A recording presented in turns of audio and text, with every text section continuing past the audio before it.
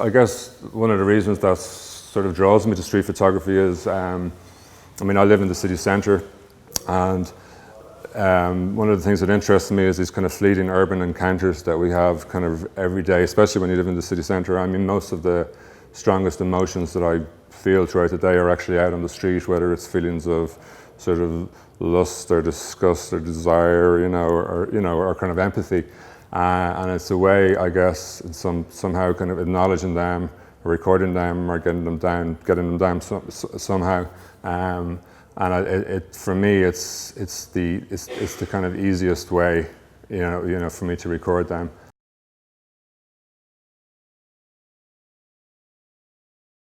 I think with this first series that I came back to photography with after 20 years, I guess it had a more sort of singular approach in terms of focus on the subject matter and how I approached actually shooting the subjects. I think I was in some ways sort of pushing back against a lot of the photography I'd done 20 years previously, which is a little bit more traditional in its approach.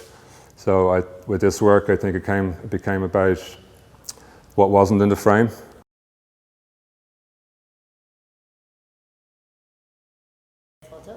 Well, there's similar parallels when shooting photography on the street and making music in the studio, and it's really just about kind of setting certain set of conditions and allowing things to happen and recognizing them when they do happen, and kind of recognizing the magic when it happens. It's not something that you can plan, but you just sort of set up the circumstance, and then it's really about recognizing something when it happens, whether it's out on the street taking photographs or in the studio making music.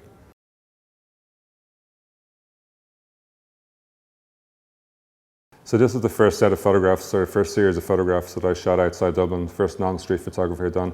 It was originally inspired by a set of films that were made in the 1970s about the connections between Ireland and Spain, the west coast of Spain and North Africa, and the kind of ancient connections. So I went over to the west coast of Ireland to start shooting, but right at the same time my mother died, so that set me off on a completely different path, which actually was a parallel path to the original idea. So yeah, she died at the time, but also I kind of realized that it wasn't just the end of her sickness, but this long period of grief that she'd had from my brother. So the work just kind of came out of that and decided itself what it was.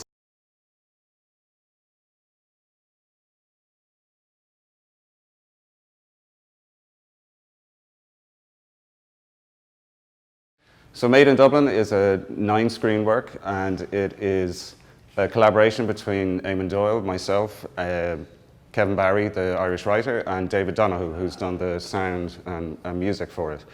And basically it's a ever-changing, spiraling collage, in a sense, of the Dublin photographs. And what it does is it really expresses sort of the dynamics and choreographic nature of many of the photographs, and whether that's choreographs of the movement of people, or the textures, or the psyche of the city itself.